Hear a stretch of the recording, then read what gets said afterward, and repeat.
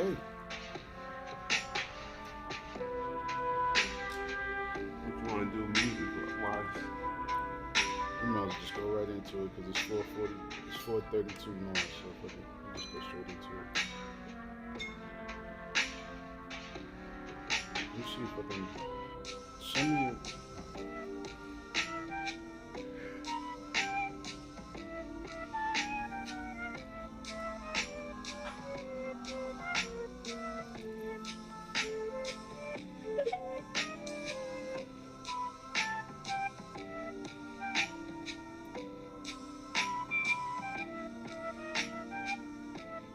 I guess just bring me up as a speaker.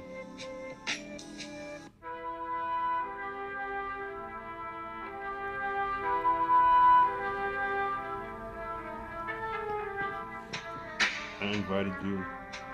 Gotcha. It's a critical place.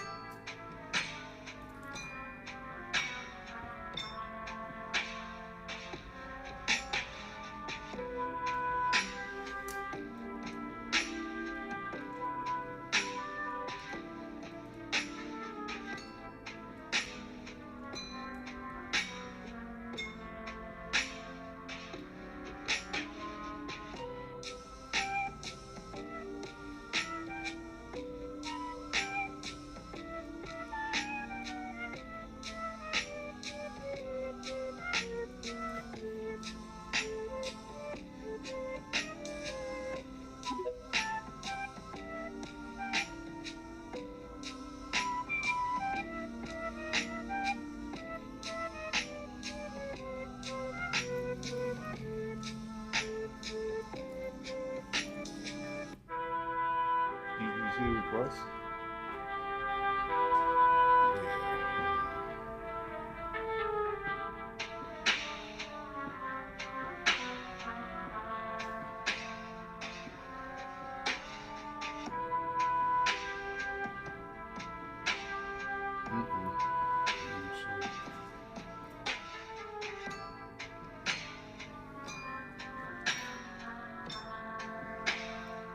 I don't see the request.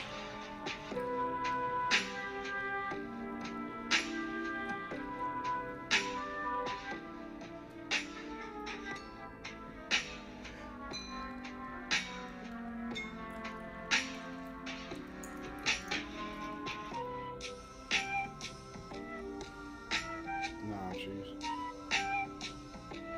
I don't see the request. That's weird. You cancel the invite and then send it again.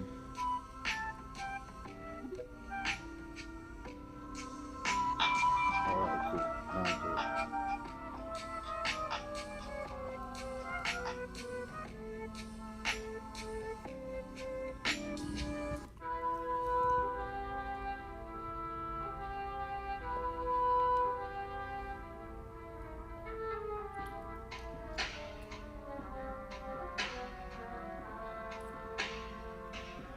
Get the co-host invite. Yep, I got it now. You should have.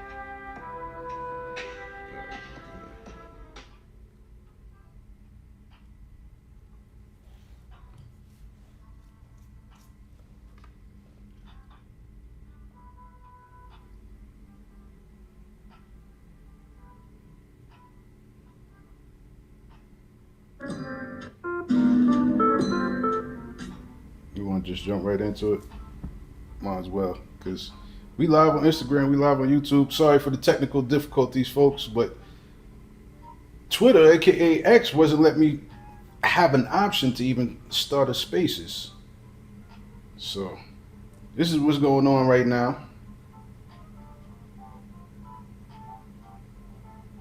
But we are here, we live. Is it music still on? Mm-hmm. Turn it off.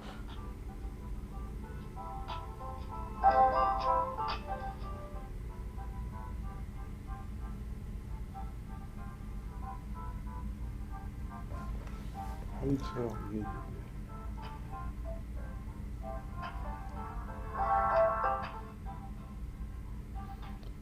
Pardon the technical difficulties, folks.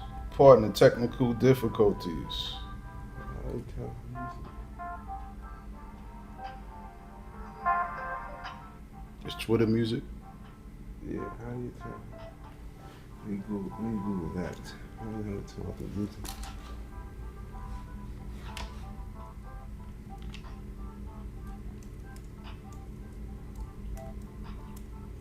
Yeah, Blue says she can hear the.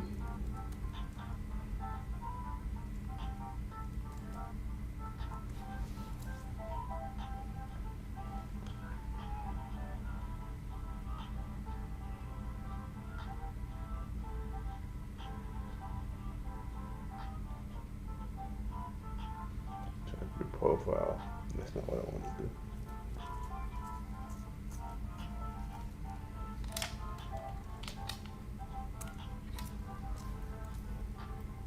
That's not what I want to do.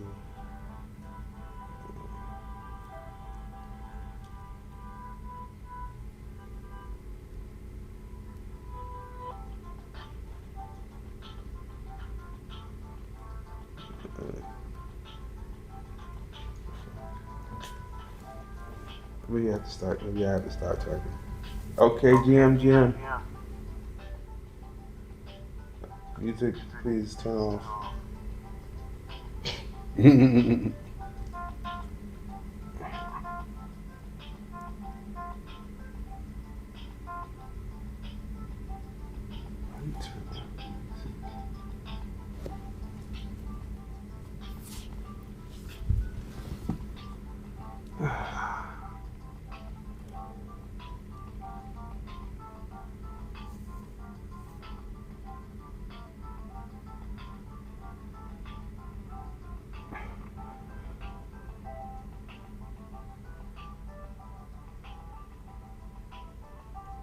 Only option I have is cancel spaces. I'm gonna have to fuck it. Cancel it, start all over again. Just copy the headline before you do it. So now she don't hear anything. Yeah, I muted everybody, but I'm trying to do it.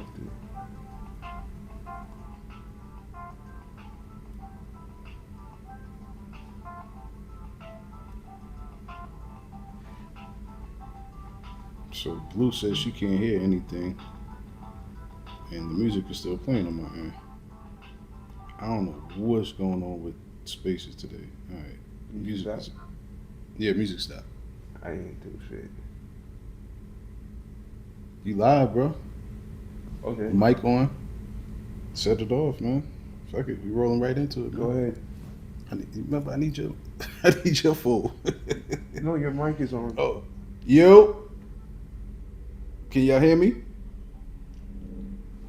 Yeah. Well, I'm not gonna be able. I have to turn my volume down. So Oh, the music is still playing.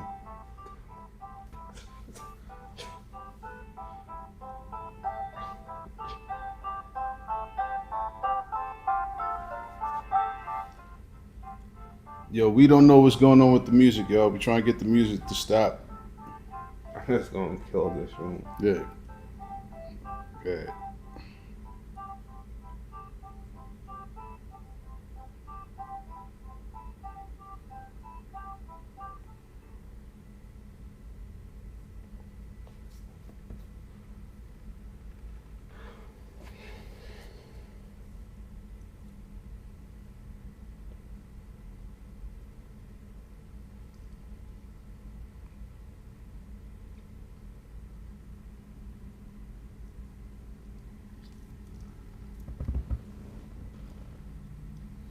All right, so we live on YouTube.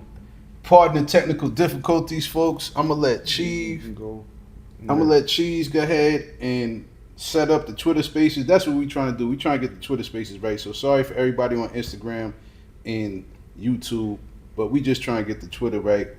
For me, it sucks because I can't even start a Twitter Space. I'm gonna show y'all on the camera. Like, if I go to this plus sign, y'all know if I go to the plus sign, I should be able to have options. I ain't got no options.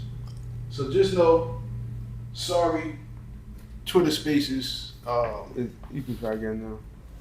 We're gonna have to launch it from Cheese's Twitter Space, so we can get this thing popping, man. All right. So send a request to speak. All right. I'm in the room. You. Alright. We live, y'all. Pardon the technical difficulties. This never happened before. I don't know what the hell is going on with Twitter. But, we here, man. It's your boy T Gold. This is episode 126. Co-host invite as well. But I'm gonna tell y'all like this. The show will continue with all the technical difficulties. Alright? So we do this every Sunday at 4:20. Today was just off. I don't know how the hell this shit just did this fuckery, but Twitter's on some bullshit today. So I'm gonna just tell y'all like this, man. I appreciate everybody tapping in. I'm gonna have to send out an apology on my own Twitter to let people know, like, hey, the spaces was going on, but if they see me live with my co-host Just Cheese, hopefully they'll jump in his space. You know what I'm saying? The Skylark Spaces. So shout out to Blue for her patience, the other co-host, and shout out to my guy Just Cheese. It is 444. Shout out to Hove, for those concerts that he threw in Yankee Stadium, sold them out. Shit was super lit. You know what I mean? I saw some of the highlights. One of the most, I think the illest, I can't even lie, one of the illest joints I've seen performance-wise was definitely Nas and Hove performing New York State of Mind and Marcy. At Marcy Sun Beat, Nas was rapping New York State of Mind, and on New York State of Mind, Hove was rapping, Cough Up Alone Where I'm From. That shit was crazy, y'all. Nas had on a Dow Strawberry flight coat, representing Queens, because Citi Field, that's in Queens. It was Shea Stadium, but now it's Citi Field. But yo, it was one of the illest performances I've ever seen. I'm not even gonna lie, man. That shit was super lit. So I know a few people from my town who pulled up to the event because I saw them, with the photos and the videos. So I thought that was super lit, man. And last night he brought out Eminem. You know what I'm saying? I thought Mary was gonna show up for Can't Knock the Hustle, but Beyonce, took her place because Mary got a residency in Vegas. I almost forgot about that. I thought Foxy was gonna show up for Ain't No Nigga, but she ain't pull up neither. But he brought out Jazz O the first night. He gave Jazz O his flowers, man. So I was happy about that. I was super happy about that. I know Dane wasn't gonna pop up. Not like that. They got to have a conversation first before he just pop up on stage, because that would have just been awkward. Who else I was anticipating? I thought when he did like Brooklyn's Finest, because he did Brooklyn's Finest and I Love the Dough, which is both songs he did with Big, I just thought maybe Lil C's or Jadakiss or somebody would have, Lil Kim, somebody would have came in and spit his verse, but that didn't happen. And he had a live band, he had a DJ. My only complaint from what I saw and what I heard was just I felt like they tried to mix too much, because I know they was using like certain references. It was just, sometimes it was just too much, and I just wanted to hear the original track. So they did it for like one verse, and then they went to a whole nother instrumental. So some of it was cool, some of it, was kind of off or whatever. But overall, man, I can imagine the people there, how they felt, the experience, just seeing it was super dope. And congratulations to Hov. We cut off his locks too, man. So we probably got an album coming because he spit another freestyle. So that was controversial. But y'all know I can talk about this hip hop shit all day. But we talking about crypto today. A lot of good shit happened this week. I ain't even gonna lie. But how we do every Sunday, I gotta ask my co-host, Just Cheese, and I gotta ask Blue, how y'all doing? How y'all feeling? How was y'all weekend? And what do y'all think about this whole performance in Yankee Stadium?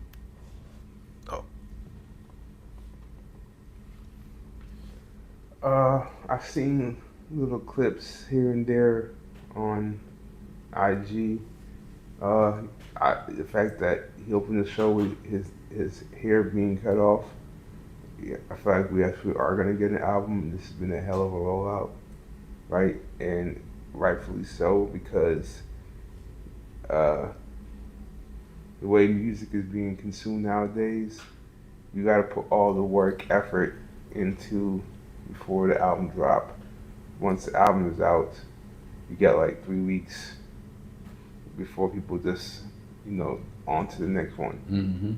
So, not to mention, it'd be funny just to have Hov come over with Drake and, like, spit on his rollout of that.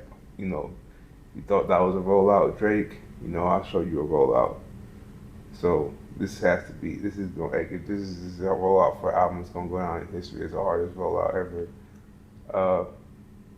But yeah, coming up, he has a series next month with Rick Rubin. Mm-hmm. So I'm looking forward to watching that.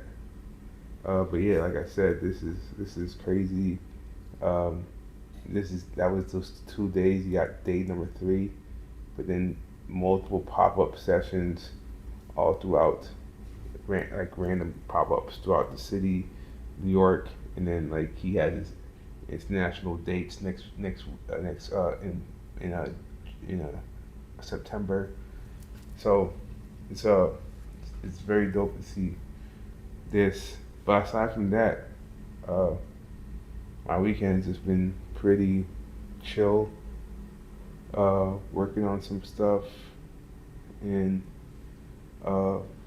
yeah, that's about it. I've been working on some stuff for the demo day that we have coming up. What about you? Actually, you're no longer in the spaces. Well, I'm gonna just tell you like this. Do you see yourself in there? It say mic on, so yeah, we good. Say reconnecting, looking like might be some technical issues. I don't have my Wi-Fi on. I don't need my Wi-Fi on. But if y'all can still hear me, Blue, can you send me a notification if you can still hear me? If not, Cheese, let me see your phone, and I'm gonna talk through your phone right quick, just until this thing pop up. The mic on? Yes. All right. So this is how we doing it, man. I'm gonna tell you like this: rain, sleet, snow, we gonna make it happen regardless. We gonna make this super official no matter what happens. You know what I'm saying? I'm gonna just tell you like this. My weekend was dope. I had to rest and relax a little bit because I'm gonna tell you like this. This whole weekend, I had to like mentally prepare for the next month. I got both my daughter's birthday coming. You know what I'm saying? So I'm happy about that. And on top of that, oh, you know what? She's saying the music is still playing. Oh, that's so crazy. Oh, okay. I see music down here. But how do you? There's no way to turn it off. Okay.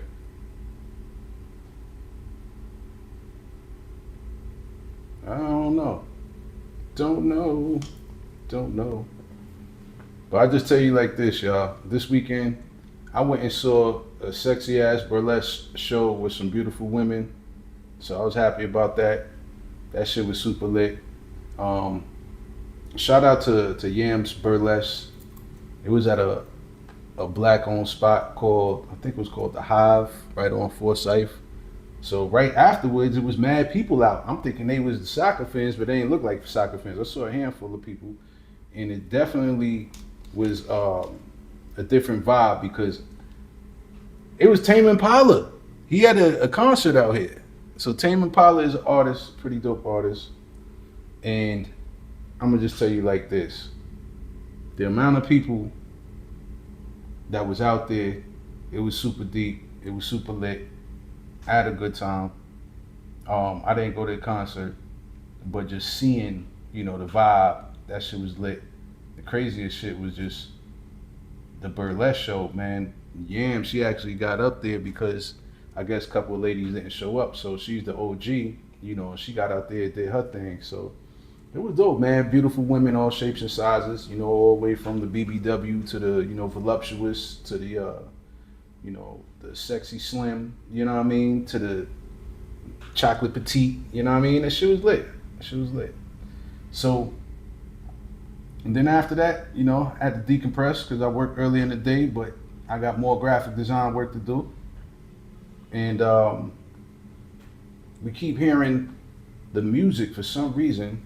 And the reason is because when you start the spaces and we got music playing, I think you got to select on. But I don't see how you can turn off the music. I'm looking at this phone right now. So, but unfortunately, I might have to talk over the music. But if you're on live on YouTube or Instagram, y'all can see us and we lit. So I'm gonna just get into the topics. We just gonna have background music, like I'm talking over instrumentals on some Def Poetry shit. So hard to turn this shit off. You know what I'm saying? So it is what it is. I looked at the phone. I don't know how to turn it off neither, but we gonna make it happen one way or another. So, Blue, how you doing? How you feeling? And how was your weekend? Hey, can you hear me? Yes, ma'am. We can hear you.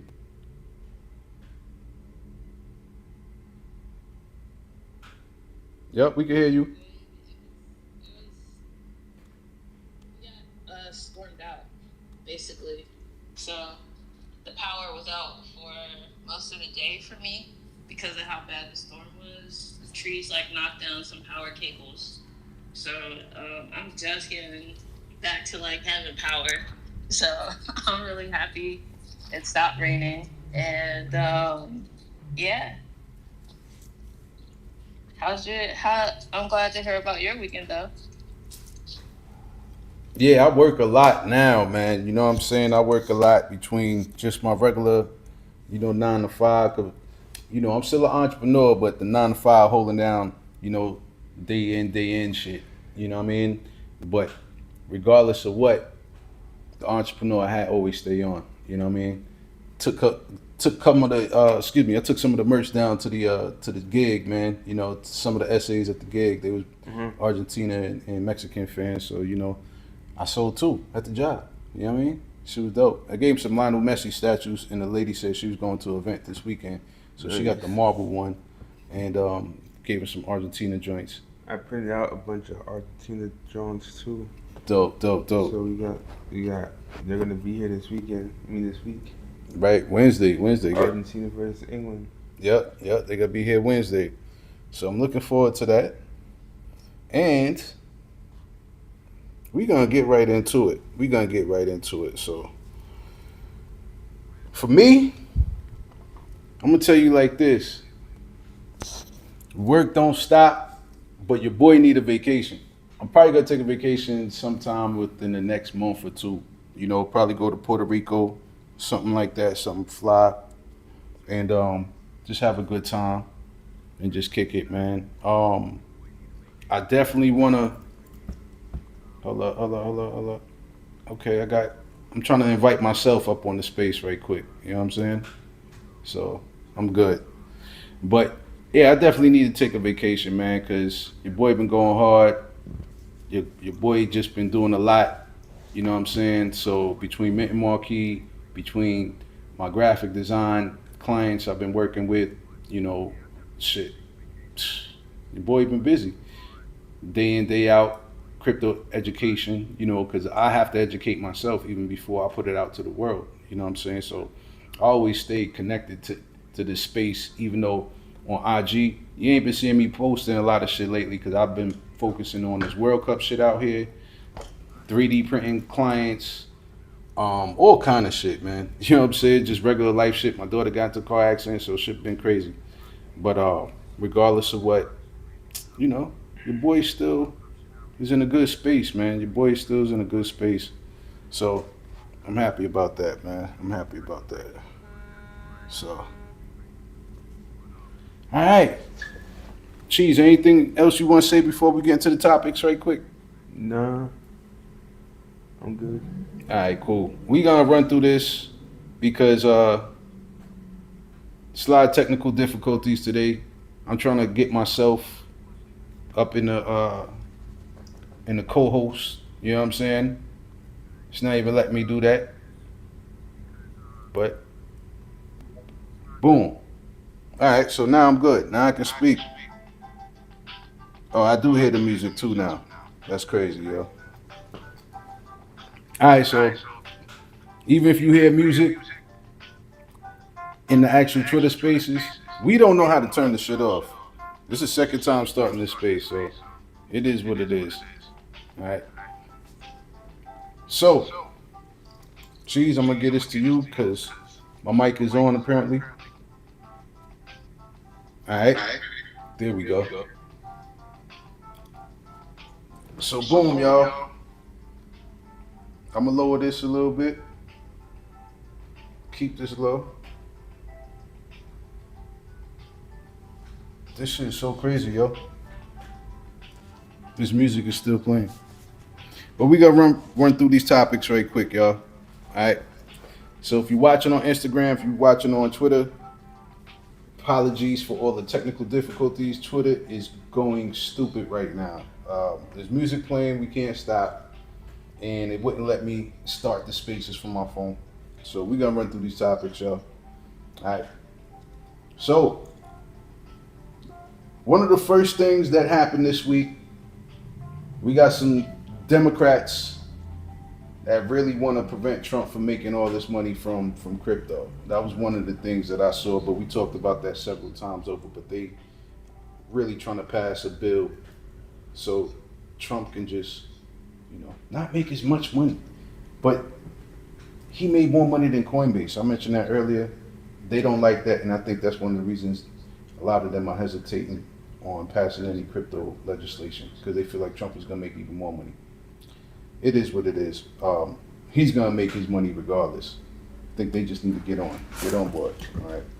But a positive story I want to talk about is Circle. Okay, so Circle is the issuer of the USDC stablecoin. All right, and they have received final approval from the Office of the Comptroller of the Currency to establish the first national digital currency bank, which will operate as Circle National Trust. I think I'm gonna sign up for that. I'm gonna give me a Circle bank account. Give me a crypto bank account. The federally regulated National Trust Bank will initially provide fiduciary digital asset custody services for Circle and its affiliates, with plans to eventually oversee USDC's reserve assets and offer custody services to institutional clients. Of course, they gotta serve the institutional clients. Unlike a traditional bank, Circle National Trust will not accept deposits or issue loans. Instead, they will be focusing on regulated digital asset infrastructure under direct federal supervision. So the approval marks a major milestone for the stablecoin industry. Blue said that is just music playing now, no voices. Oh my God. Let me see your phone, so. My check. Yes, sir. Alright, so I don't know. Alright. So this is how we gotta run it now. I gotta mute my shit. I gotta mute my shit. My shit mad loud. So I'm gonna just tell y'all like this, man. Come down to it. We got our first crypto bank with Circle. I'm super happy about this. Proud of Circle and all their progress. They've been kicking ass and taking names. So I really like the fact that they're gonna be dealing with institutional clients, and they're gonna have other affiliates that's gonna be dealing with this bank as well too. So I wonder who Circle affiliates are. You know, Coinbase, yeah, Circle and Coinbase, because I believe Coinbase has a small percentage of ownership of Circle. So it's gonna be interesting to see if you're a Coinbase user. You know, we might have some kind of who knows, higher yield. You know, if we bring our stable coins into this bank. You know what I'm saying? But it's just my thoughts, and I gotta ask my co-host, what do you think? And we got Blue with a hand up. Blue, what's your thoughts? Yeah,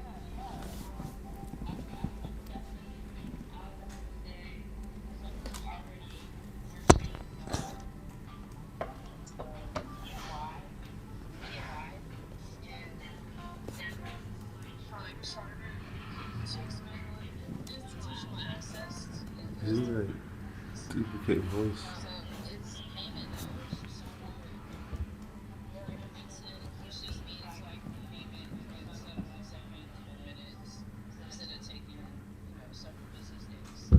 Um, but it's crazy because it's like 24-hour settlement with the partnerships that they have connects payouts across like more than 190 countries. So Circle's already expanding in the Middle East and building across chain tools, like developing it for what are they called? Arc blockchain, and offering managed stablecoin payment services. So I think the biggest takeaway is that USDC is a product, but Circle's bigger goal is to build like financial systems around it.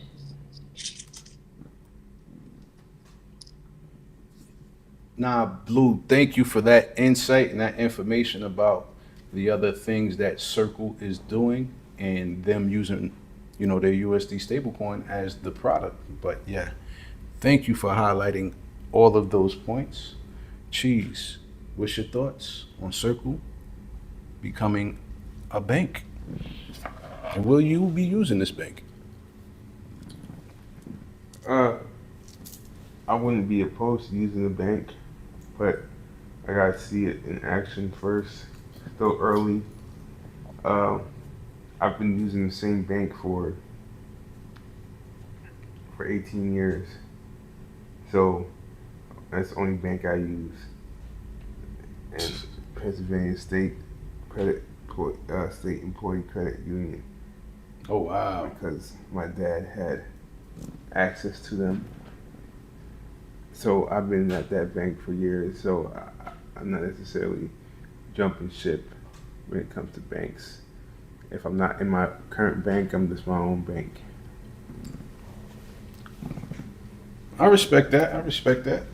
So, do you think there's going to be, you know, a lot of people flocking to this particular bank? And do you think it's just going to be more of an institutional play for Circle? Because for me, I really think, the institutions will benefit from this more than the actual public, especially if the people, like you said, we understand decentralized finance. We custody our own crypto. So obviously we want to, have access to our crypto and not on a third party platform. So I totally get your stance. Yeah. But Why? mhm.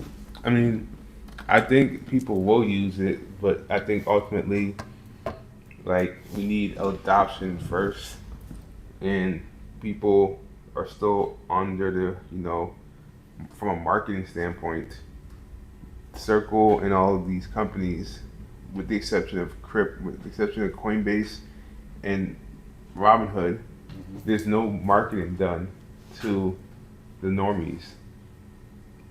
Big fact. So like Circle still has a way to go for like adoption with the like the normies. That's a good point. That's a good point. When it comes down to marketing, definitely Coinbase and Robinhood, they got on Smash. And I don't know if you guys know this, but Robinhood, they launched their chain, Robinhood chain, and that thing has done more volume than Base this past week, which was good. You know what I mean? And this week they also surpassed the volume on Hyperliquid, so they really cooking. Blue, what's your thoughts? Yeah, I was gonna say I also think the circle isn't marketing to the normies as much right now because their client is like the institutions. So I think that they are like working to absorb as many institutions as they can, versus the normies. I think they're going to be like the supplier versus like the distributor. No, I like that point. I like that point. They will be the supplier instead of distributor. I like that. So let's talk about the next story, y'all. I appreciate both my co-hosts and their thoughts. So this next story is pretty dope. Backpack. If you are familiar with Backpack, this is a platform where they have tokenized stocks, but now they expanded into real stocks. Okay, so now Backpack has launched 24/7 trading for select U.S. stocks, allowing eligible international investors. Wah, wah, wah, this ain't for U.S. investors, but it's still a good story. So international investors can buy and sell equities around the clock, including weekends and public holidays. Unlike many tokenized stock platforms that only offer synthetic price exposure, Backpack says its products are backed by real underlying shares, giving investors genuine ownership while also enabling blockchain based transfers on the Solana network. The initial rollout includes SpaceX, Micron, and SanDisk, with additional equities expected over time. Investors can move tokenized shares between compatible wallets, interact with decentralized finance applications, and redeem tokens on a one to one basis for the underlying security. So, yeah, they only started out with three. They only got three different tokenized stocks that they're using, and that's Micron, SpaceX, and SanDisk. But these tokenized stocks are actually backed by real shares. All right, so this is not the synthetic shit that you know. I don't even know how some of these companies are tokenizing pre-IPO companies, private companies. What is it backed by?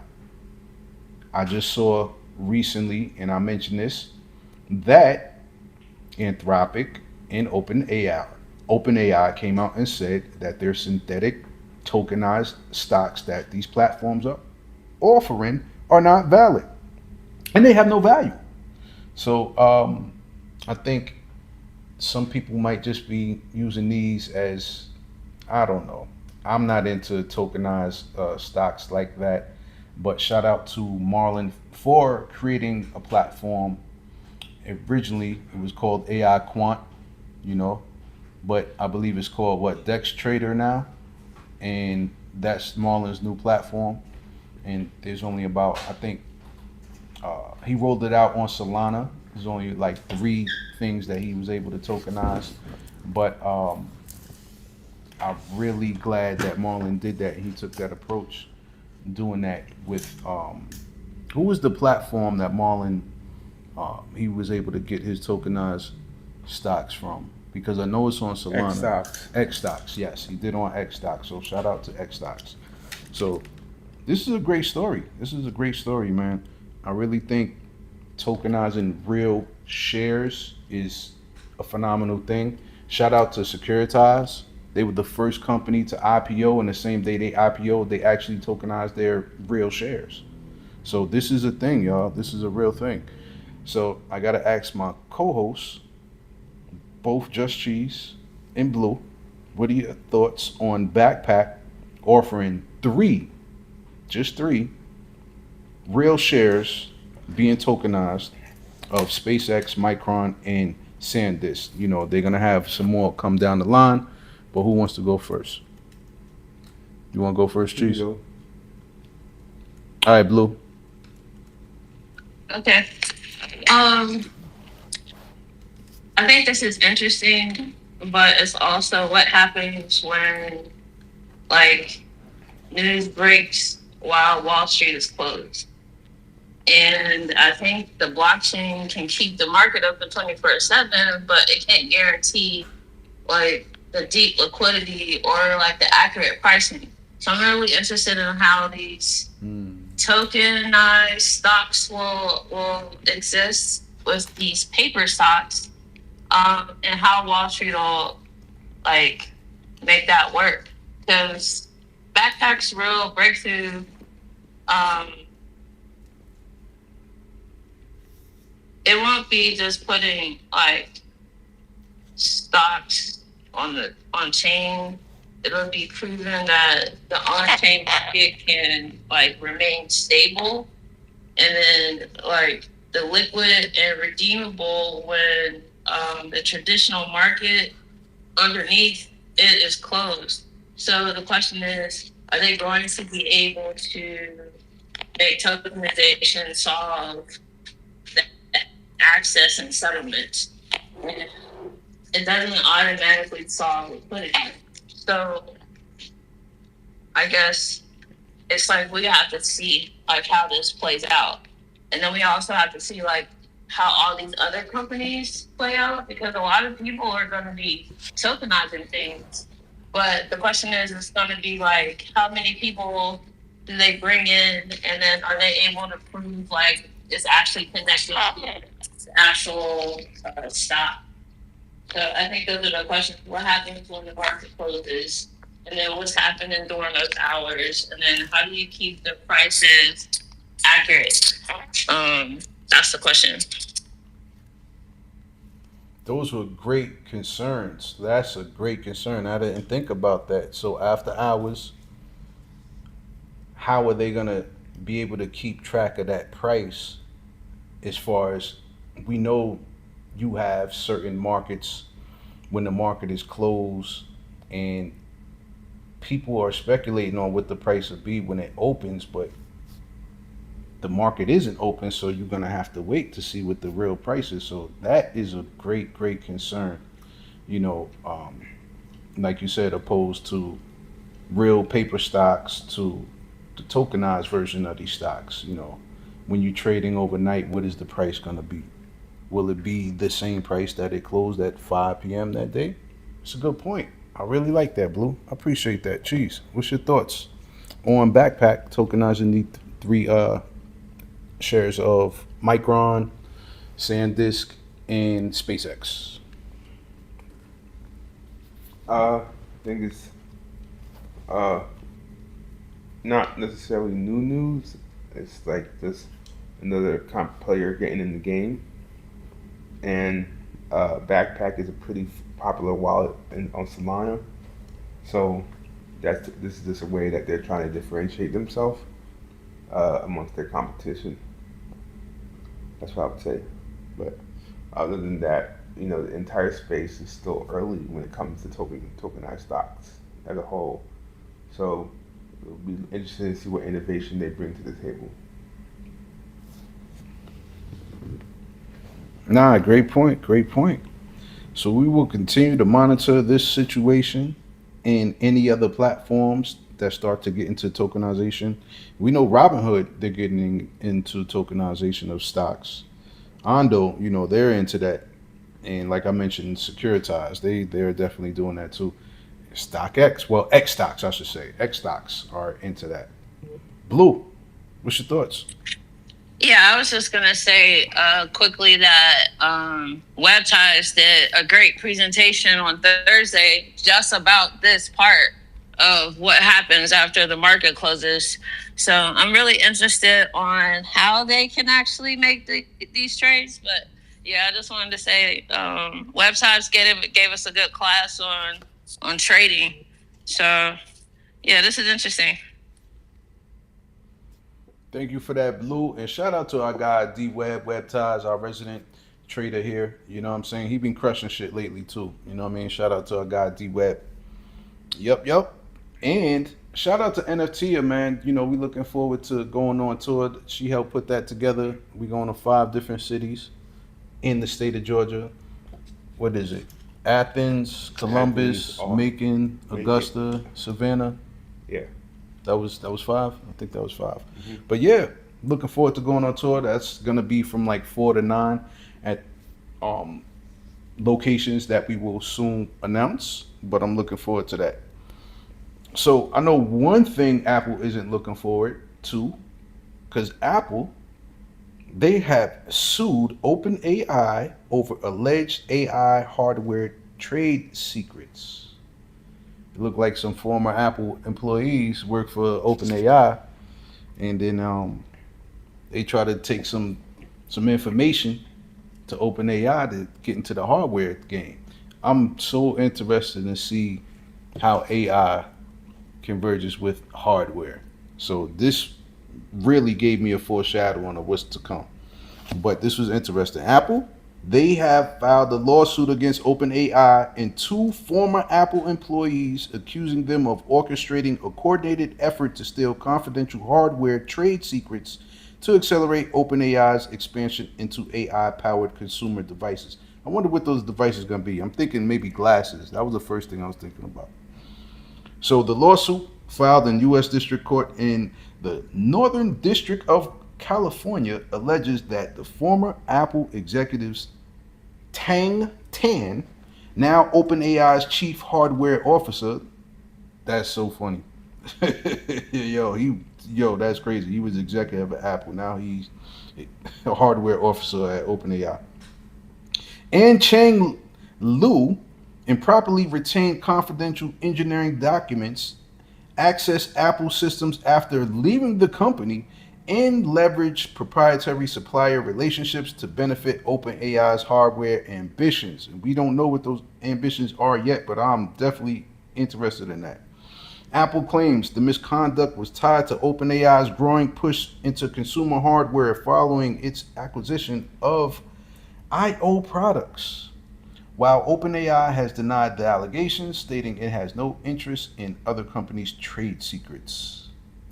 Yo, to me, that is so hilarious. Because I really think OpenAI probably incentivized those 2 former Apple employees to take some of those trade secrets. They left the company and were still accessing Apple's, systems to get access to information. Yo, these dudes is probably gonna get time, but if they come, see, here's the thing: Apple hasn't been that innovative. You know what I'm saying? Their iPhone, ever since Steve Jobs died, they really haven't been that innovative. Tim Cook stepped down as well too. So this story is very interesting to me because I didn't know OpenAI was about to get into the hardware game. So maybe they getting into cell phones. Maybe they getting into, smart glasses. I'm thinking more smart glasses than cell phones. But regardless, this is very, very, very interesting, y'all. So I gotta ask my co-host, what do you guys think about OpenAI and their hardware ambitions with AI? And do you think that this lawsuit? Do you think Apple will win this lawsuit? Who wants to go first? I can go first. All right. So interestingly enough, I'm not surprised at all. There's been a couple product rumors that's been on the, been out in the open that OpenAI was supposed to drop, and this one person that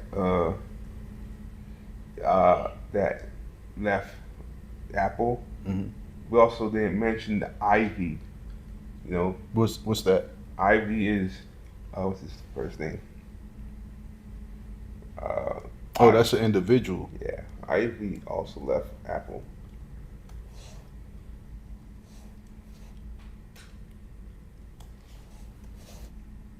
And Ivy's role, John Ivy, yeah. what was his role? John Ivy was the chief design officer at Apple. And where's he at now? OpenAI? He's at OpenAI. Wow. So this happened like last year. Okay. So like these things, like that's him is that like John Ivy is the bigger part of the puzzle, right? And like there, Apple was rumored, not Apple, but OpenAI was rumored to be coming out with a pen, like an actual, like a smart pen, stylus, like a smart pen mm. that would have like a kind of camera on top Mm. and be able to do like spatial recognition and stuff like that. Got you. And there were other products like in the tools for humanity arm of OpenAI that they were going to like even use John Ivy to help improve. Like I don't know, remember if you guys remember. I don't know if you guys remember, but when one of the OpenAI already dropped a product and it failed. That early on they dropped that Oh yeah, I that remember that. that pin, the tools for humanity little thing that was sitting on your shirt. It was like a little camera or something like Yeah. that. Mm-hmm. And that thing didn't do well, Mm. right? So, like, there's definitely muddy waters, and people switching sides, and opportunity for, leakage. And Apple is trying to claw their way back, at any means necessary into like different sectors of the space, and uh, and OpenAI is trying to keep their head above water, low key. They losing deals to Anthropic. Mm-hmm. So I get this. It's all bubbling up now. Nah, geez, we appreciate you highlighting that about John Ivy, and he's a bigger fish. And you got three former Apple execs now at OpenAI. I'm curious to see the devices that they're gonna come out with, some of the hardware that they cooking up. Man, Cheese, appreciate that. Blue, what's your thoughts on OpenAI getting sued by Apple? Yeah, I mean, I think that they have to sue because they have to stop the remaining employees being kind of taken from them, right? So they have to like create a boundary for employees to like, yeah, you can leave, but you can't take Apple's private files. You can't take any more of our secrets, which is really interesting on what secrets they were sitting on.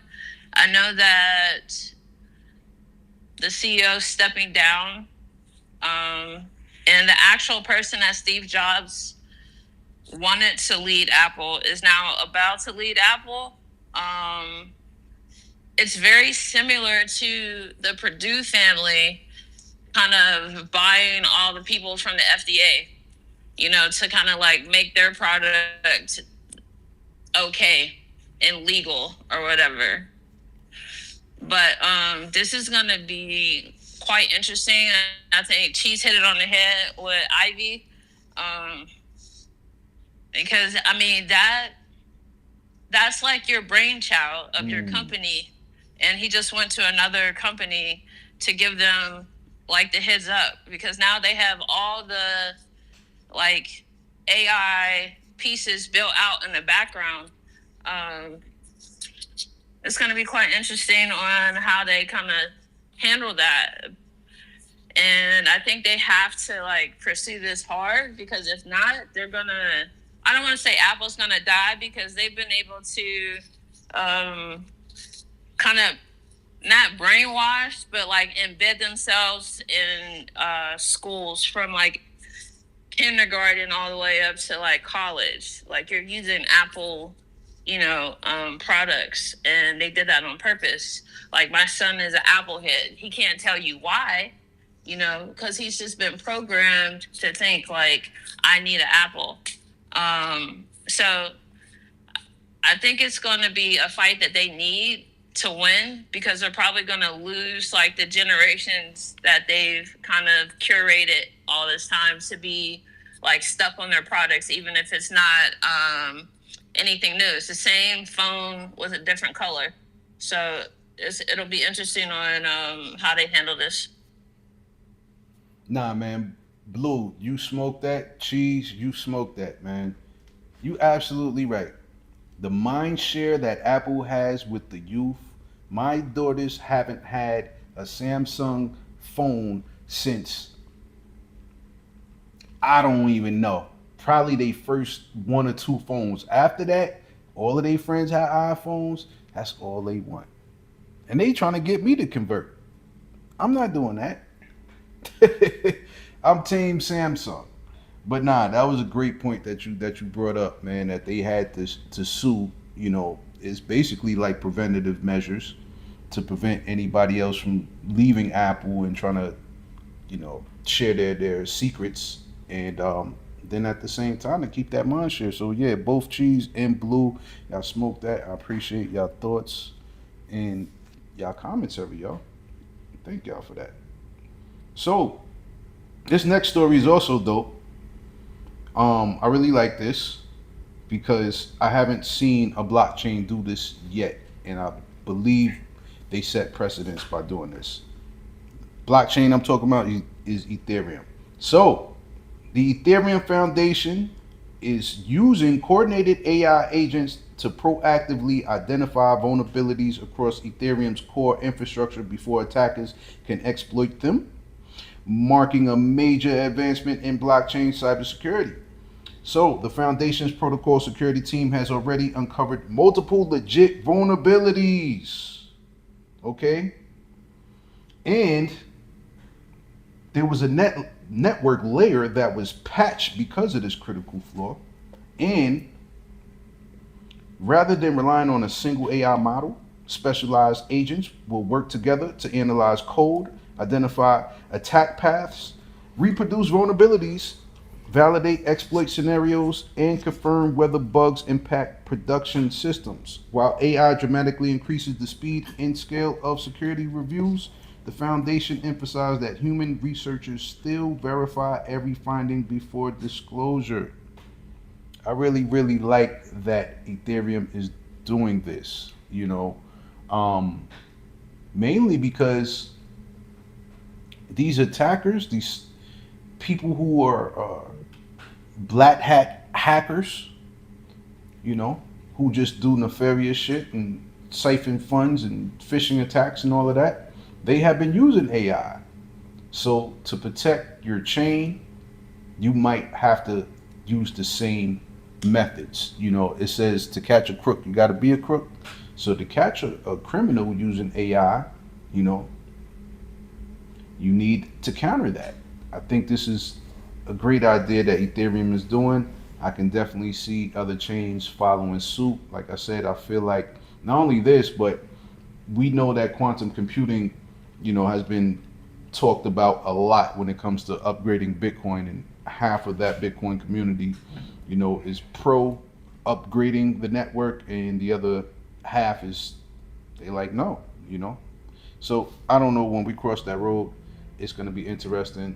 But just to see, the cybersecurity aspect of this industry really being proactive by using AI agents to look for vulnerabilities. This is dope. This is super dope. So, Blue, you want to share your thoughts on this first? Yeah, I think it's this is this is really interesting. This is like I think it was Ford when they laid off all the engineers, and then they had hiring them back because of all the errors that that happened.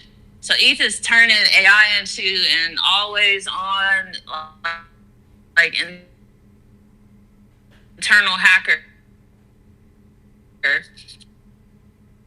I think the breakthrough there to search, like, reproduce the vulnerabilities across like massive Hey, Blue, you are going in and out. I don't know if you're in a bad area, but you were definitely going out, and I want to hear your thoughts. So you might have to repeat like that last 30 seconds because you were in and out, and then the last 10 seconds I couldn't hear anything.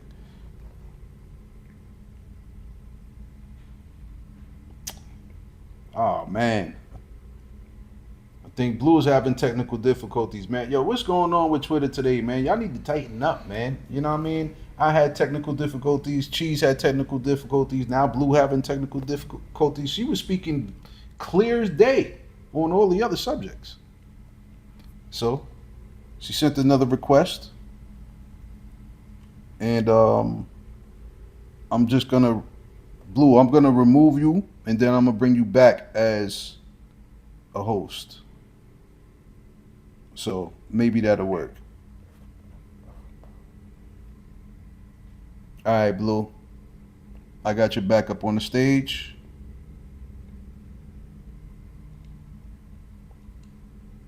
Yep. You should be able to speak, Blue. The floor is yours. Okay, bet. Got you back. Yep. Okay, bet. Yeah, it kicked me off. I don't know what happened. Um, but I was just basically saying, ETH is turning AI into an always on internal hacker. I think the biggest breakthrough is not that the AI noticed the suspicious code, it's that multiple agents can work together and search for like the test, reproduce vulnerabilities across massive code bases. And it, like you said, it exposes the AI weakness. It can produce like high detailed nonsense. And then the real security product is still human judgment backed by reproduction that is evident that you still need a human. I think the larger takeaway is that the blockchain security may soon be AI versus AI environment. Defensive agents will like constantly test networks while like malicious agents search for the same vulnerabilities. So I think that's why ETH is trying to build like the defensive side first. So that's my take. Blue, I love that take. I love that take. I like the approach that ETH is taking. They are on the offense, but they're using these agents very strategically. I really, really like this. And thank you for your commentary, Blue. Cheese, what's your thoughts on ETH using AI agents? Because we got a few people here, a few builders at ABC who use AI agents, but not in this way. And we talked about cybersecurity a lot. Damn near the past 4 podcasts, we talked about somebody getting hacked, a phishing attack or whatever, and we put emphasis on cybersecurity and blockchain. But using AI agents in this way, I think is phenomenal. What's your thoughts on this, Cheese? Uh, my thoughts are that it's in due time. What? My, Oh, I thought Blue, something happened to her. Uh, it was in due time because, like, we talk about this all the time, and we know, the founder of the Atlanta Blockchain Center himself, Marlon, has helped us, like, understand how he's doing this mm-hmm. with his agents, and we already know that, Fable and Mythos, when they came out, they exposed so many uh, Vulnerabilities, right? vulnerabilities in applications. Mm-hmm. So, like, therein lies proof that this is the future. And the next models are gonna keep getting, uh, you know, stronger. Now, one interesting angle that I was talking about with Layla, shout out to her, is that despite the fact that all this progress is being happening, there's also a lot of like scale that's not happening. What do you mean? So like in order for us to really like eh, like Claude and all these companies are trying to cut back on our usage Mm-hmm. because it's really killing them, Oh yeah, yeah, yeah. right? Mm-hmm. The amount of memory and everything that's needed, Mm-hmm.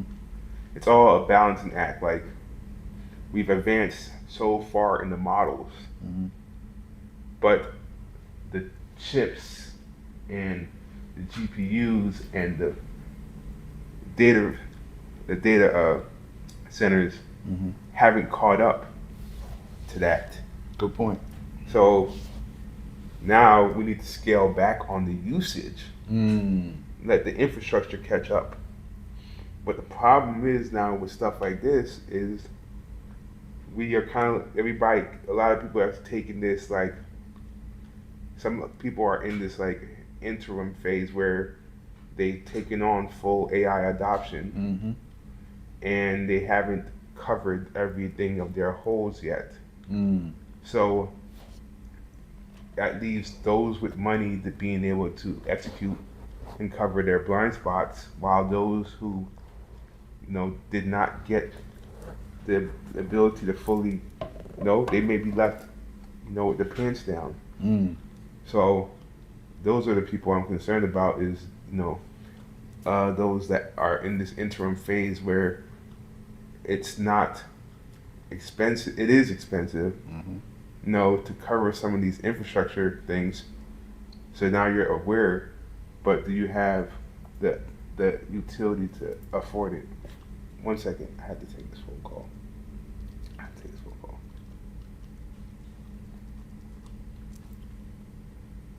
Yo. Uh,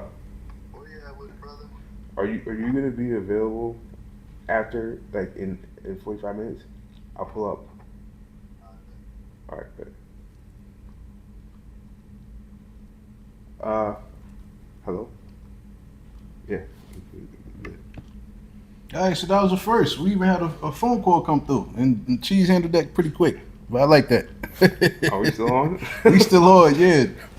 She got a thumbs up, so we good, man. I'm happy about that. So check this out, y'all. We got 3 more stories, and these stories are pretty dope as well, too, man. We got another car company getting into the blockchain arena, man. So I really like this. Even though this is not in the United States, this is a very popular car company that a lot of people in the United States drive, Hyundai. So Hyundai Motor Group has become the first major Southern Korean corporation to deploy a stablecoin-based cross-border treasury transfer system into production using the Avalanche blockchain to move funds between international subsidiaries in minutes instead of hours. The first live transaction transferred $20,000 of Hyundai Motor America to Hyundai Motor Mexico using Tether's USDT, completing the transfer in approximately 7 minutes compared to the 3 to 4 hours typically required through traditional banking networks. Led by Hyundai Card, the system converts US dollars into USDT, settles the payment on Avalanche, and converts the funds back into dollars upon arrival, significantly improving settlement speeds and operational efficiency. Hyundai plans to expand the platform to European subsidiaries while also working with Circle and Visa to explore additional stablecoin payment corridors. All right. So, this is highlighting the growing adoption of blockchain payments by global corporations. All right. So, I had to do some research because I know Ferrari, you can buy a Ferrari with crypto. I definitely know that.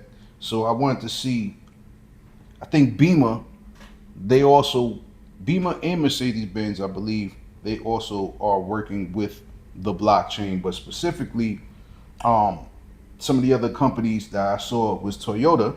They have a dedicated blockchain lab since 2019 with mobility and financial applications. I thought that's pretty dope. So what Mercedes-Benz has done with blockchain, It's helping them with supply chain, carbon credits, enterprise, blockchain, and tokenization. So BMW, they got treasury settlement. They also using it for supply chain and keeping up with, their parts and customer loyalty. So you get loyalty points with Beamer. So I should have asked Marlon, did he, have any kind of crypto loyalty points or anything if he purchased his car, you know what I'm saying, with crypto or, I think that'll be interesting. I'm gonna have a conversation with him about that. And Volkswagen, they are focused on digital identity, battery passports, and mobility ecosystems. So this is pretty dope to see another car company that is jumping into the blockchain arena, man. So Hyundai, you know, soon regular people, regular consumers like you and me, we can go to these car dealerships and we might be able to put down, you know, some stable coin, on a vehicle. I think that'd be dope. And we had one of the very first purchase, I believe, cryptocurrency to buy an automobile. We had the young lady up on our podcast about 2 years ago. She had came through and she had mentioned that she bought the first car. I believe she bought a Benz, a G wagon, with cryptocurrency. Remember the light skinned lady who stays in Florida, but she came out here with our gentleman from the Black Blockchain. I remember I remember the conversation. I just don't know what she looked like. Yeah. I remember her. Yeah, man. She came and she pulled up to the Women in Web3 event too. She spoke there too as well. You know what I'm saying? I want to say Ashley, but I don't think that's her name. But yeah, shout out to that young lady that we had on our podcast. I'm sorry if I forgot your name, but yeah, it's super dope to see automobile manufacturers getting into blockchain, whether they're accepting cryptocurrency. And I don't think it was a dealership that she had to walk them through the process. So they didn't technically accept crypto, but when she offered it to them, they were willing to accept the Bitcoin and do that. You know what I'm saying? So yeah, I remember that. That was a pretty dope story. So I gotta ask my co-hosts, Blue Cheese, who wanna go first? And what do you guys think about Hyundai, being able to use crypto for their corporate treasury to send money between their different facilities? You wanna go first, Cheese? Yeah. There you go. So I'm a fan of use cases like this, and Avalanche always seems to be the one that is closest to these. Mm-hmm. And what I mean by that is these use cases where, like, real world things that we do, we drive, right, become part of our basically our identity. And that's one half of this is like how that's the underlying truths around stablecoins, Mm-hmm. right? They're basically data backed money. Mm-hmm. So like if I can understand about your spending habits with me as Hyundai, I can also understand your spending habits about other things, and then I can market you other things as well. Good point. And on top of that, the other thing about stablecoins outside of the data is the liquidity. So we talked about this a couple days ago on Thursday with Sony getting into the stablecoin game. Mm-hmm. Right? Same thing here. It just expands the ability for the dollars that these companies move to be more liquid. Mm-hmm. Now that's a great point. To give these companies more liquidity. That's what these stable coins are built to do, and move money faster. And transfer fees are cheaper. Man, this is a win-win across the board. Blue, what's your thoughts? Yeah, I mean, she's really said it. I think that Honda's going to use more than just the blockchain to like track their parts and vehicle records. I think they are going to be, it's going to be the car companies that eventually use blockchain behind the scenes for payments and supply chain, um, even ownership records and like the maintenance history without customers even knowing they're using crypto. And I also think that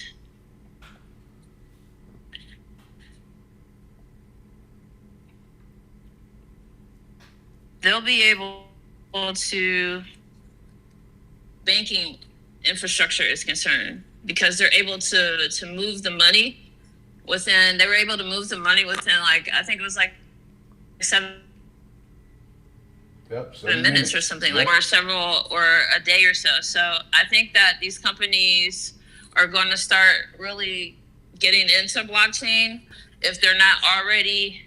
Most of them are probably already built and they're just going to roll out the announcements of it is how I kind of see it. I also see Elon talking about Bitcoin isn't really something that we should be using and it's kind of worthless. And then he stopped accepting Bitcoin as well. But I think he's trying to deter the rest of the world from using blockchain along with some of his other friends. So I find this really interesting, but I think a lot of these companies are going to be running, especially car companies, are going to be running off of blockchain, but people won't even know that they're using it. Nah, that's a great point, Blue. These car companies, they will be hiding the wires when it comes down to the blockchain rails. But best believe, like I mentioned, and like Blue mentioned, for supply chain, for maintenance records, for loyalty rewards, there's all kind of ways these companies can use blockchain in the automobile industry. And like to Cheese's point, he mentioned Avalanche keep popping up when it comes to these automobiles. And also, Avalanche was the first blockchain to partner up with the state of California and the DMV to put titles on chain. You know, I think shout out to Larry, our guy Larry Moore. He's out there in the West Coast in Cali. Um, yeah, man. You know, and shout out to Miss Nifty. You know, Carrie. She's out there. She's the president of the of the California chapter for Stand with Crypto. You know, so yeah, this is the future, y'all. It's happening in real time. So these car companies are definitely you know, getting used to using blockchain technology, man. You know, everyday real world use cases. You know, so it covers a lot. It does cover a lot, man. So super happy to see what Hyundai is doing, and shout out to Hyundai, Toyota, Benz, Beamer, and Volkswagen for all using blockchain technology. I'm super dope, y'all. Super dope. So because we've been having technical difficulties all day, we got one more story, and this story it's about another NFT marketplace shutting down. We had NFT shut down, which was like a DeFi platform where people can get loans on their NFTs. That platform shut down. But we have another NFT marketplace that's shutting down. Shout out to Vivi. Vivi, that's the reason why I got a red circle in my name, because that just lets people know that I'm a fan of Vivi. You know, it's just a thing that we all have in our, in our tag names. So Vivi, they got brands, partnerships with Marvel, DC Comics, um, Christian Louboutin, Givenchy, yes, designer brands. Also, the very first Street Fighter NFTs were released on there. Teenage Mutant Ninja Turtles. Like, yo, listen, man. Vivi has been smoking shit. So they still around. But unfortunately, for this particular NFT marketplace, they're shutting down, and this one was on Solana. So, you ever heard of Exchange Art? Well, Exchange Art is a Solana-based NFT marketplace acquired by the Bonk ecosystem in 2024. I didn't even know Bonk had their own little NFT marketplace. But they will officially shut down in about 2.5 weeks, August 1st, citing the prolonged decline in the on chain digital art market. That's super facts. That is super facts. NFT market has fucking plunged. So the platform said weakening NFT trading volumes have made the business financially unsustainable, joining a growing list of NFT companies scaling back operations during the ongoing market turndown. Before closing, Exchange Art will return funds held in sales contracts, release escrowed assets, and allow users to retrieve account information while emphasizing that all NFTs will remain safely owned by collectors because they are minted directly on the Solana blockchain.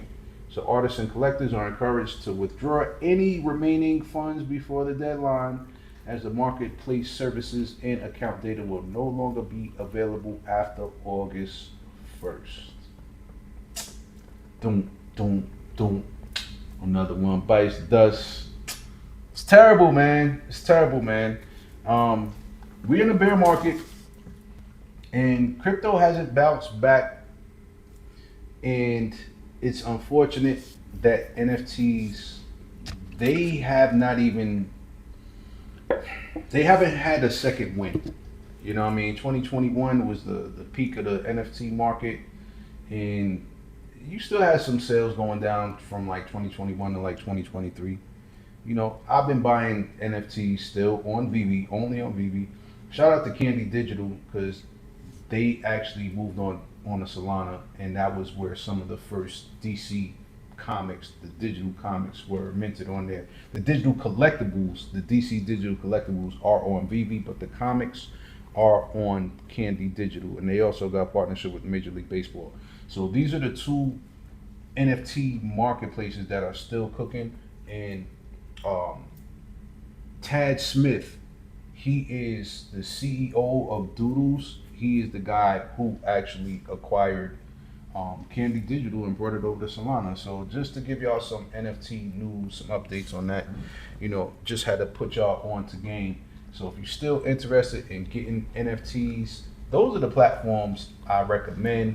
I got both Candy Digital NFTs, some DC comic books, some digital comics. That's most of my NFT collection. You know what I'm saying? The stuff that I would buy in the real world. So I got a lot of comics on VV. That's most of my comics, and that's all Marvel. And I believe the first Captain America digital comic book, is dropping, I believe, next week on VV. So that's gonna be the next NFT that I'm gonna buy. So I gotta ask my co-host and my listeners, what do you guys think about another NFT platform shutting down, Exchange Art, and this one was on Solana, Bonk based. What's your thoughts on this and any other NFTs, whether it be marketplaces or projects that you guys still got your eyes on, or any bad experiences? Who want to go first? Well, Blue, you got your hand up. What's your thoughts, Blue? Yeah, I would say as far as just this part of the story, basically like the artist community was used to like move money, generate hype, and take advantage of people instead of like building a sustainable market. I think NFTs will resurface, especially as RWAs. Those are NFTs. I think that the artists still need a safe place to like transplant a marketplace, that'll actually give people royalties. Something that I've worked really hard on building. So I just think that unfortunately, of course, that store is going to close because that was a store to literally like use artists to move money. And that scenario, that narrative has died, and now people are smarter and they understand like, oh, I need to use the technology. I need to understand that stuff isn't just built off of like emotion, sentiment, and me being locked in my house for 2 years. So I think that phase is past. But we will see artists like kind of come up out of the graveyards of the trenches. There's still NFT projects that are doing really well. I just think that the ones that weren't made to really help or be there for a place for artists to be able to sell their creations. I just think it's going to be inevitable for people to continue to close for those that like created their foundation for just like this purpose. So that's my thoughts. Nah, Blue, you hit it on the head. You hit it on the head, man. So I really think, the community, that's the key to any successful, project, whether it be a meme coin, whether it's NFTs, like, community, and you got to be honest with your community. But to your point, yeah, there are still some NFT projects that are still smoking shit. Like I mentioned, Doodles. We got Pudgy Penguins. Shout out to Pudgy Penguins. Shout out to CryptoPunk. Shout out to the Bored Ape community. They still cooking, even though the prices came down tremendously on a lot of these NFTs. And also to your point, the artist royalties. That was an issue that OpenSea had went through. You know what I'm saying? So you still got OpenSea out there. You still got Magic Eden out there. So there's still some solid NFT marketplaces. And OpenSea has been doing more stuff, and they got the C token. They've been navigating this space pretty well. Because that is, I believe, the top NFT marketplace still to this day is OpenSea. A lot of Ethereum based and Polygon NFTs are over there. So, Cheese, what's your thoughts on another NFT marketplace shutting down? And how do you feel about artists like Beeple, who still creates, his everyday pieces, turning those into NFTs? He got called out for using AI for some of his art too. Yeah. I think I want to talk about this from a different angle. Okay. Right? Like platforms will shut down, and kind of like what Blue says, those platforms are just creating hype around the artists for a moment. But really, it's the markets that need to be protected, and I think some artists need to start. I think that will be figured out soon, hopefully. And what gives me hope is the way NFTs work in any way.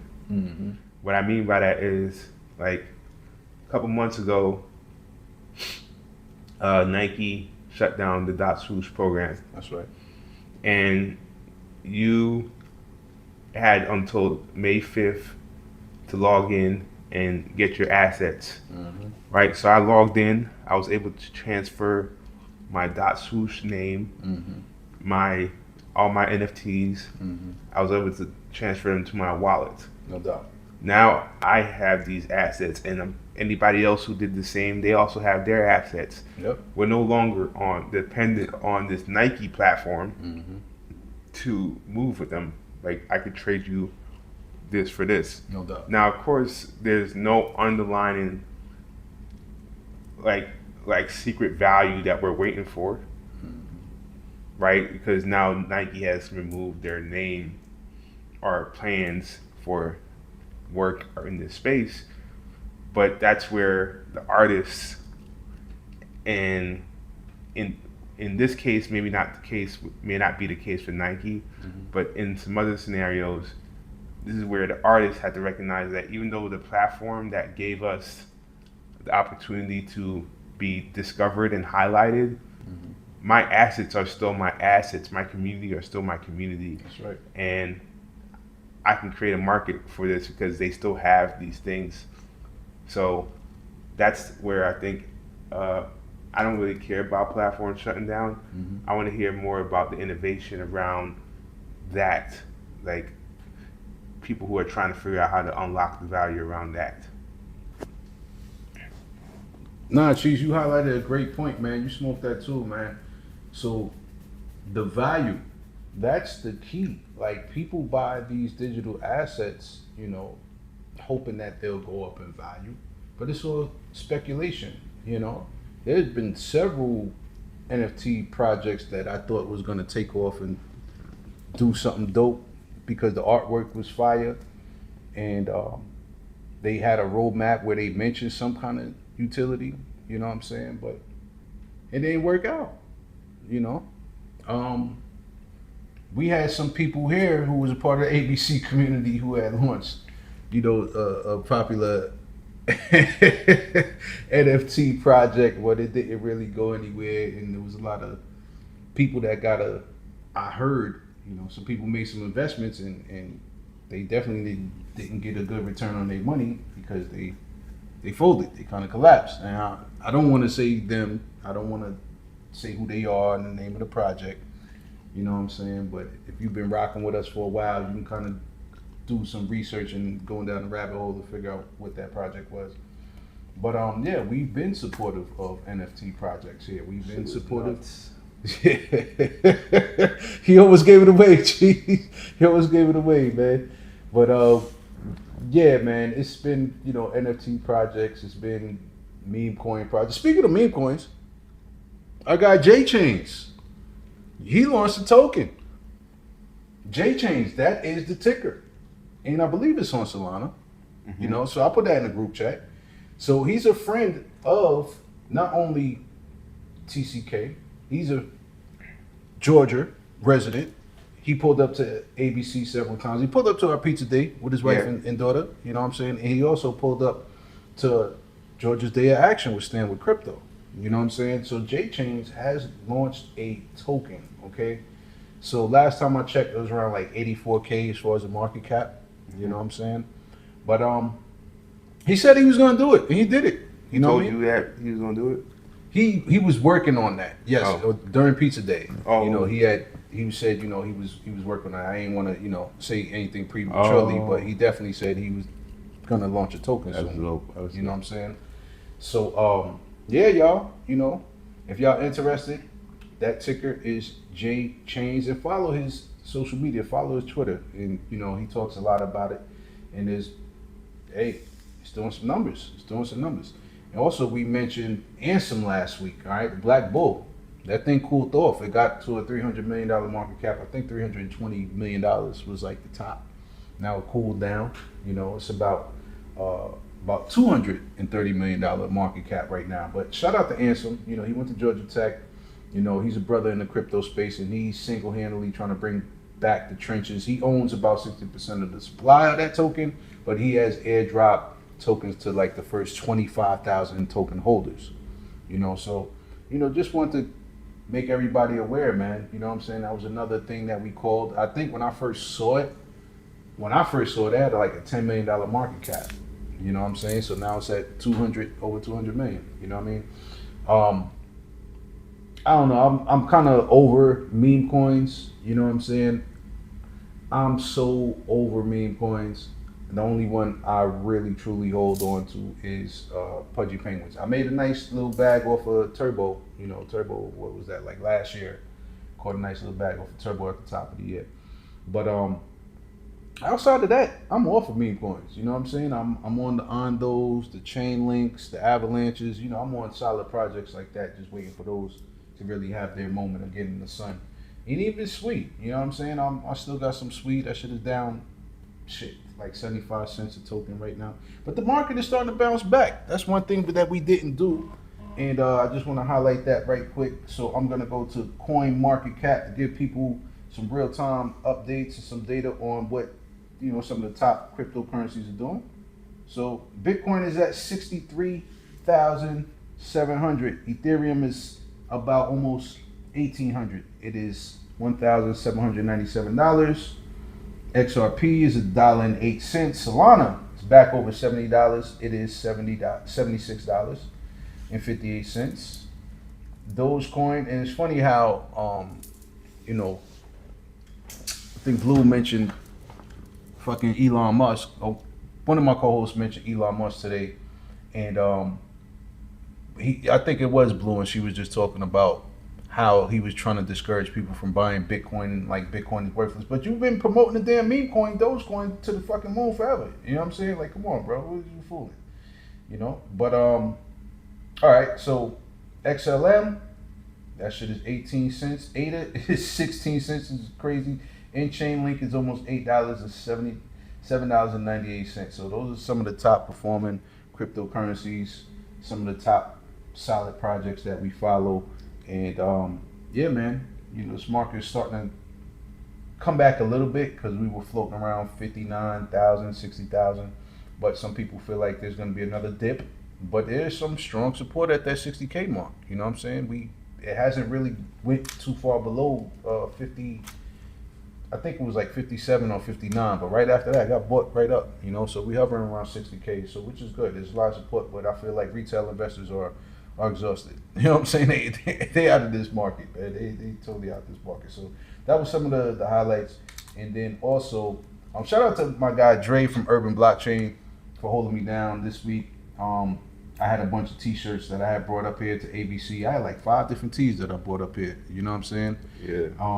So yeah, your boy been cooking. So if you haven't seen a lot of my social media engagement, I've been doing a lot of other shit. I'm a graphic designer, y'all. That's like my foundation. I've been doing that longer than crypto or anything else. So I had 2 major clients. One of them was Stand With Crypto. I did T-shirts for them. That shit was dope. I can't wait to rock those shirts during the tour. I had some promotional items for a major client who's a former NFL player. You know, I still won't say his name, but that's one of my biggest clients. That is my biggest client. So I've been working on that, and obviously I had to get us right. I had 2 designs for Mint and Marquee. We got soccer jerseys and regular T-shirts. Got that cooked up. You know what I'm saying? And now I'm designing a shirt for my godson, rest in peace, Jaquez, man. He died on motorcycle accident in 2023, so we're going to be celebrating his 28th birthday. You know, that is August 1st, so I'm putting together the flyer for that and T-shirts for that. So your boy is cooking up, man. You know what I'm saying, in the graphic design field. So that's why I haven't been heavy on my social media, because I do all my graphic design for my social media. You know what I mean? All that. So even with AI, it does fast track a lot of my business, but still, I got a lot going on, you know what I mean? Graphic designer, still doing Web3 journalism, obviously. And, you know, we got 3D printing. So if you're watching us, you can see that we got, not only do we got soccer jerseys in these frames, shout out to Lionel Messi, man. You know, he's the oldest soccer player with the most goals, still kicking ass, and people are like blown away on his performance. And shout out to Cristiano Ronaldo. He's retiring. You know what I'm saying? He announced his retirement this year too. Actually, on July 6th, he announced his retirement. You know what I mean? So Ronaldo is retiring. So we got his jersey in the frame, and we got Hakimi, one of the Morocco players, one of the premier soccer players over there in Morocco, and we got our Mint and Marquee design. You know, our business sign. And to Cheese's left, he got the MJ. He got Michael Jordan in the jersey over there, you know, and to number 23, and to my right, my number 23, I got LBJ. I got LeBron James. I got his jersey. You know what I'm saying? This is the Lakers jersey. And we got the 2 gold Lionel Messi statues, you know what I'm saying, cooked up as well. So this is what we do, man. 3D printing, graphic design, streetwear brand, you know, and crypto journalism, man, you know, so modern day tech renaissance, man. You know, that's what we do here. And Cheese, he's constantly cooking, man. And shout out to Tia. Shout out to Tia because she's one of the finalists, right? Mm-hmm. That we got locked in this new cohort that Cheese was a part of. You know what I'm saying? So I'm happy that she's one of the finalists, and hopefully she'll bring home the first place prize and trophy, you know what I mean, to put Dr. Hero further on the map. So shout out to NFT and Dr. Hero. And Cheese, is there any new updates with Skylark that you want to discuss, or anything that you got cooking that you want to talk about? No. Because, you know, we are modern day renaissance tech individuals in this space, man. You know, AI, crypto, and we into hip hop too, yo. What's your thoughts? What you got? Nothing really. Nothing. No new. Nothing. Uh, there'll be something. I'll keep you guys updated. But now I'm gonna keep it on the hush. All right, cool. So he gonna keep that under wraps, but just know that we got a tour. We got a Atlanta Blockchain Center Stand with Crypto tour, and we're only going to cities in the state of Georgia, and those cities are Augusta, Savannah, Colum. Macon, Columbus, and Athens, I Yeah. believe, right? Yep. So we are gonna be on tour, so I'm looking forward to that, and that's gonna be, I think, what August 15th is the first one, or something like that, somewhere around there. Yeah. We'll get those dates. We'll get those dates out, and on top of that, shout out to Blue because Blue is also a part of Atlanta Tech Week. Atlanta Tech Week will be set off here at the Rice Center. And Blue, do you want to talk about what you got going on for Atlanta Tech Week? I'll just say if you're listening and you know that you're going to come to Atlanta Tech Week and you need a ticket, send me a DM. If you're a part of Atlanta Blockchain, or if you're just listening and you're like, "Hey, I'm coming down there. I need a ticket," just hit us up. Dope. So yeah, I'm looking forward to that as well. So right after Atlanta Tech Week, we going on tour, and I believe around the same time Atlanta Tech Week is Invest Fest. So if you coming out here, for Invest Fest, pull up to ABC on Thursdays. We're gonna be out here lit, and you have the opportunity to learn about blockchain, AI, and crypto. Because every Thursday, we got sessions here. Shout out to the bar chef. Shout out to our guy Bubba. You know what I mean? He back there in the cut doing this thing, man. Proud of that boy. Real proud of him, man. On his grown man shit now. You know what I'm saying? But yeah, man. Shout out to Ian. This not Ian. Owen, our guy Owen Rogers, because him and his wife, well, soon to be wife, they about to have a dope wedding. You know what I mean? So super proud, super happy, excited to see Black love flourishing. You know what I'm saying? It's a beautiful couple, man. So that's gonna be super dope. Martha's Vineyard. You want to talk about that, Cheese? Nah. All right, we ain't gonna talk about Martha's Vineyard, but shout out to everybody who's pulling up to that. And yeah, man, we rocking and rolling, we moving and shaking. But I'm also gonna give one more shout out to my guy Dre from Urban Blockchain for holding me down doing the news recaps this past Thursday, man. And just in the past, because he held me down definitely when I got my hands full, man. So I'm gonna tell y'all some of the stories that we talked about this past Thursday. All right, so this past Thursday, you had Swift launching a pilot blockchain, all right, with 17 banks to test tokenized deposits. So that was super dope. All right. And like to Cheese's point, we talked about Sony. Sony Bank, they're receiving conditional OCC approval for US stablecoin trust bank. You know what I mean? So I'm super excited to hear what Sony is doing. And this is right on the heels of the release of Grand Theft Auto 6, y'all. Think about that. You might have in-game currencies. You might be earning Sony stable coins to finish these missions. You know what I'm saying? So be on the lookout for that, y'all. I'm telling y'all. All right. So some people might make more money just playing a video game than they will at their regular jobs. All right. So some more of the stories that we highlighted this week was BNB Chain unveils an AI-focused layer 1 for autonomous trading agents. So they're doing that. So is Kraken. So Kraken is getting into having autonomous agents trading for us.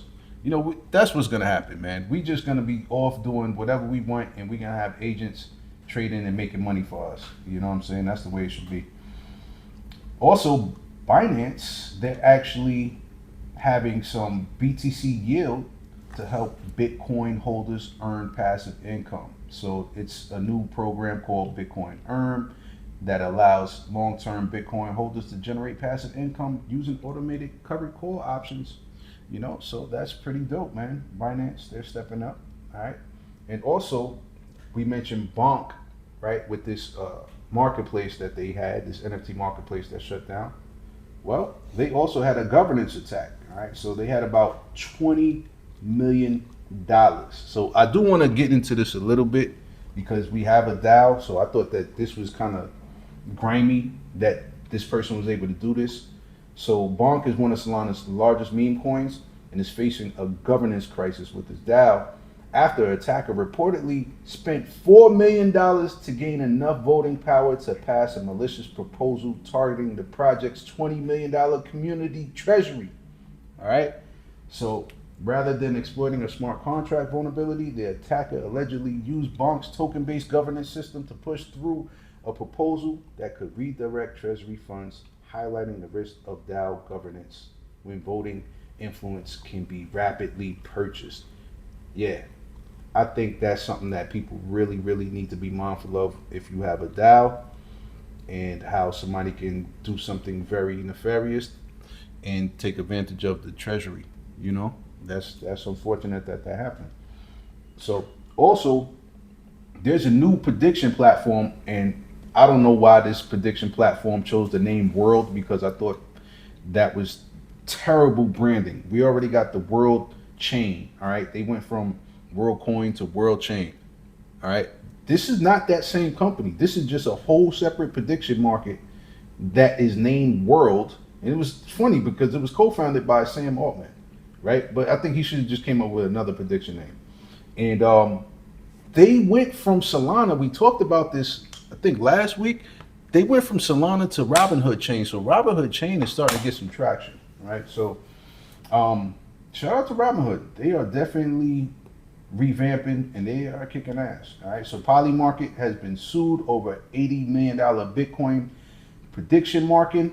And I really think that, yeah, what Polymarket is doing, when it comes down to it, there were some people who knew that MicroStrategy was going to be selling off some of their Bitcoin, and that's how these people who had inside information was able to take advantage of Polymarket because of that. Same way where Drake, he mentioned on his album that shorty, you know, trying to get the release date to finesse Polymarket for some money. So, you know, these Yeah, one of those were a lot more obvious. Oh shit, I pressed something by mistake on that side. I was just saying one of those were a lot more obvious.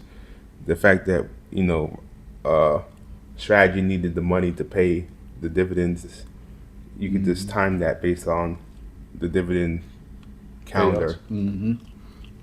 So yeah, there are certain stocks that pay yield, and MicroStrategy, aka Strategy, is one of them. So that's the reason why they had to sell off some of their crypto, where Bitcoin specifically. And the last two stories that we talked about this week at ABC Off the Chain Thursdays was Ripple bringing XRP to the NCAA team, the Kansas City Jayhawks. So it's going to be national branding, y'all. On TV, you're going to see Ripple on these Kansas City Jayhawks jerseys, y'all, which is crazy. So that's dope. And on top of that, it's not just branding. They're going to be educating the students there at the University of Kansas. You know what I'm saying? So I think that's super dope. That's super dope. Shout out to Brad Garlinghouse, that's the CEO of Ripple. So I love that. Financial literacy is important, especially in crypto. So not only that, he's using it to market, he's also trying to educate the kids. And the last story that we discussed was the Big Three. Yes, Ice Cube's Big Three is facing a class action lawsuit over $25K for team ownership NFTs. So people felt like they were promised ownership in the Big Three by purchasing these NFTs, and some buyers reportedly paid $25,000 per NFT. Okay, so that $25,000 per NFT had people expecting partial team ownership, revenue sharing opportunities, governance rights, and VIP experiences. So they said that shit didn't happen, and people paid a pretty penny for that fucking NFT, for that not to happen. But at the same time, we know the Big Three, Ice Cube is about to go public, and because he's about to go public, we feel like maybe this was something to bring down the value of his company, because, you know, he's up against the NBA, you know, and he was trying to get the Big Three to have some kind of partnership with the NBA, which made all the sense in the world. But You know, they trying to stop a black man from eating, man. You know, so that's unfortunate. But that was some of the topics that we highlighted this Thursday. So we knocking on 2 hours, and I appreciate everybody's patience today because we had some very ugly technical difficulties early, and obviously you're hearing my voice through the Skylark, uh, his profile. You know what I'm saying? Shout out to my co-host Just Cheese and his platform Skylark. But this is your boy T Gold, founder of the Crypto Crew. Log in and tap in to thecryptocrew.com. Subscribe, get that newsletter that's going out every Sunday night, and you'll be able to keep up with what's going on in this space. All right. So sometimes information is too long, don't have time to read it. You can get the newsletter. You can stay in the loop every Sunday. All right. And this Thursday, what are we discussing for Off the Chain Thursdays? Do you have that topic laid out yet or no? Robinhood chain. Robinhood chain, yes sir.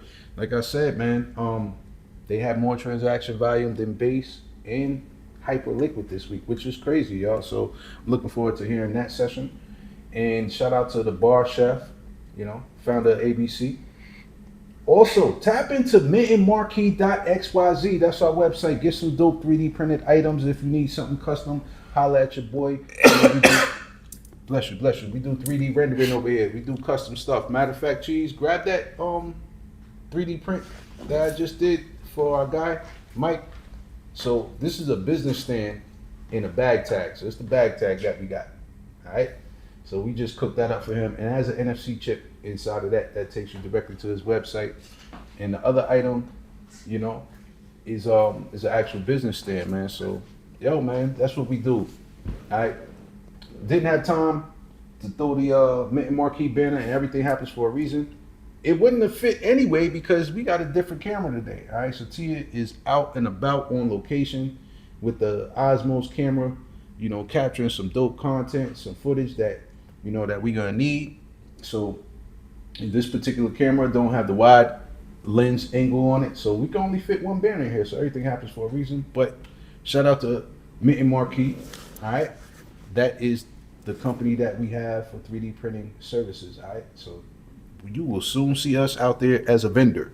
Word up at your nearest Atlanta event or show. All right, so with that being said, we are wrapping up. Again, I'm your boy T Gold, founder of TCK Media. All right, the Crypto Crew, and I'm also AKA Mr. I Gets Busy, and I'm also one half of Mint and Marquee. Cheese, any closing remarks? No, you guys have a great rest of your Sunday, and enjoy that and get ready for the week coming up. That's right, Blue. We appreciate you tapping in and your thoughts today, holding us down. Any closing remarks? Everybody have a safe week, and stay up on the business, what's happening, and make sure instead of like subscribing to the monthly subscription, I need y'all to subscribe to the year. Get it for the year, and you don't have to worry about every month. Just go ahead and subscribe for the year. I see we got somebody up here too. That's right. We got Robos up on the stage, man. How you doing? What's your thoughts? We appreciate you tapping in today, man. Yeah, my bad. I didn't realize y'all were closing down the space, but I wanted to get some information on the Sony deal because I'm a huge gamer myself, and I'm very tapped into the technologies. And Sony, I think, is going to play a massive part in future gaming. So I just want to find out, like, if y'all can speak on that, or where can I get that information so I can read on it? Yeah, Robos. I would go to cryptocrew.com and read about it as well as all the other articles that your boy T Gold puts out there on a daily basis. So cryptocrew.com, you can read about the Sony news as well as everything else that you heard about on this podcast. Okay, bet. Yeah, I appreciate you guys getting that information for us too. Yes, sir. No problem, man. Just to briefly fill you in on that Sony deal, it's just that they apply for a bank All right, so Sony will have a bank and a stable coin. So that's coming. And on top of that, just know Sony is releasing that Grand Theft Auto 6. So think about it. If you can earn a stable coin while playing Grand Theft Auto 6, bro, it's going to be game changing. It's going to be a game changer. So I appreciate you tapping in, brother. Blue. I know we gotta go. I'm just gonna say, think about what they did with Fortnite as far as maps and how people can individually have their own maps, charge different things. I think that I think this release is gonna be insane. I really do.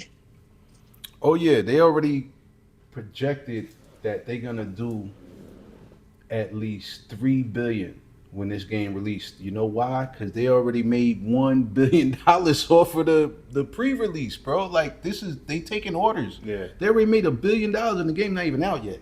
That's crazy, yo.